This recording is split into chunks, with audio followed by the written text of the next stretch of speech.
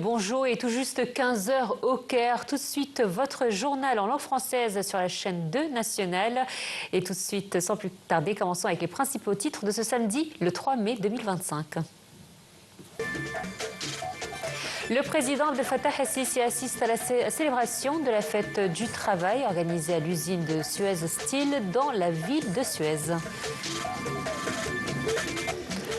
Le Premier ministre Dr Moustapha Madbouli assiste à la cérémonie d'investiture du président Brice Nguema en République gabonaise.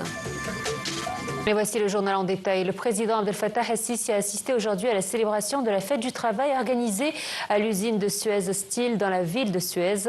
La cérémonie a débuté par la projection de 2 films documentaires. Le président el-Sisi a assisté par visioconférence à la présentation de projets industriels du secteur privé avant de remettre les décorations à des travailleurs méritants, puis d'inaugurer la 2e phase de l'usine Suez Steel. Dans son discours, le président el-Sisi a salué les efforts des travailleurs égyptiens, affirmant qu'il constitue un pilier de développement national. Il a souligné l'importance du travail comme valeur et moteur de croissance et a félicité les ouvriers pour leur rôle dans la construction d'une économie forte. Le président el-Sisi a annoncé la promulgation de la nouvelle loi sur le travail qui garantit davantage de droits aux travailleurs, protège les femmes, renforce la sécurité de l'emploi et respecte les conventions internationales. Il a donné ses directives au gouvernement de finaliser un projet de loi sur le travail domestique, d'étendre la protection sociale aux travailleurs informels. Il a également dirigé le gouvernement de lancer des bourses gratuites pour former des jeunes aux métiers demandés et d'accélérer le règlement des litiges du travail et enfin de mettre en place une commission permanente pour le suivi de la stratégie nationale pour l'emploi. Le président el-Sisi a conclu en appelant à l'unité nationale pour surmonter les défis et construire un avenir prospère et affirmant sa confiance en le peuple égyptien. Le Premier ministre Dr Moustapha Madbouli a représenté le président Abdel Fattah el-Sisi lors de la cérémonie d'investiture du président Brice Nguema en République gabonaise. La participation du Premier ministre à cette cérémonie reflète les relations fraternelles solides entre l'Égypte et le Gabon et souligne la volonté de l'Égypte de renforcer la coopération bilatérale avec ce pays africain dans plusieurs domaines prioritaires. Le président élu gabonais, Brice Clotaire Oligui Nguema, tombeur d'Ali Bongo et grand vainqueur de l'élection du 12 avril avec 94,85% des voix, a prêté serment aujourd'hui près de Libreville dans un stade pouvant accueillir jusqu'à 40 000 spectateurs. Le général président prétend officiellement les commandes après avoir dirigé une transition de 19 mois. Plusieurs chefs d'État du continent africain ont été présents à cette cérémonie. L'agence de l'ONU pour les réfugiés palestiniens, l'UNRWA, Philippe Lazarani, a confirmé que l'occupation israélienne avait émis 2 ordres de démolition pour 106 maisons dans les camps de Tulkarem et de Nour Shams en Cisjordanie occupée. Lazzarini a déclaré que l'occupation israélienne avait déplacé par force la plupart des résidents du camp au cours des 2 dernières années, expliquant que ces pratiques constituent une punition collective des Palestiniens. Il a ajouté que ces pratiques sont interdites selon la 4e Convention de Genève. Lazzarini a appelé à l'arrêt des opérations de démolition israéliennes et l'autorisation au retour des Palestiniens déplacés dans leur foyer sans obstacle ni retard. Plus de 20 frappes israéliennes ont visé des sites militaires à travers la Syrie dans la nuit de vendredi à samedi. Les bombardements les plus violents cette année, a indiqué une ONG après qu'Israël ait annoncé une frappe près du palais présidentiel à Damas. Voici les détails.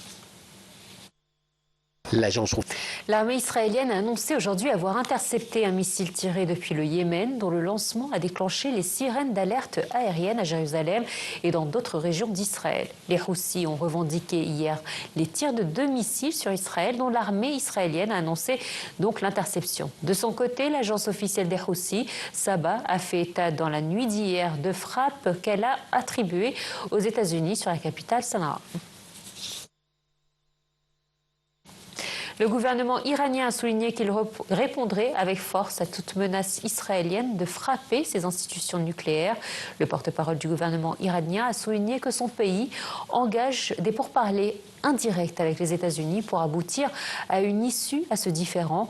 Il est à noter que l'Iran défend son droit à enrichir l'uranium face aux critiques croissantes de l'Occident. Et après 3 cycles de pourparlers avec Washington pour encadrer son programme nucléaire, au cours desquels les deux parties ont fait état de progrès.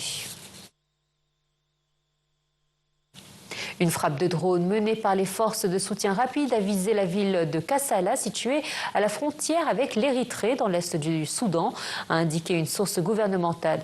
Je cite, un drone a ciblé la zone de stockage de carburant à l'aéroport de Kassala, a fait savoir donc cette même source sans faire état de victimes ou de dégâts.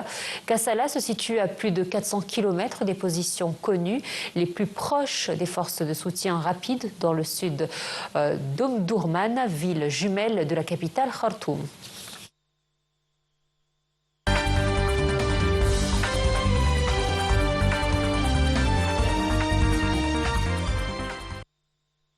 Cette fois-ci, des drones lancés par la Russie ont blessé 47 civils à Kharkiv, la deuxième ville d'Ukraine, a annoncé la police locale dans la nuit dernière. Et les autorités locales russes ont dénoncé de leur côté une attaque massive de l'Ukraine sur la région russe de Krasnodar qui a fait au moins 4 blessés. Un commentaire signé chez Bourselan. Une voiture a foncé dans la foule hier à Stuttgart, dans le sud-ouest du pays, faisant 1 mort et 7 blessés selon la police. Une voiture a percuté un groupe de personnes dans un quartier du centre-ville de Stuttgart, donc faisant dans un premier temps 8 blessés, dont 3 graves. Le conducteur du véhicule avait été arrêté sans donner plus de détails. Les services de sécurité allemands sont en état d'alerte maximale à la suite de plusieurs attaques meurtrières à la voiture bélier ces derniers mois.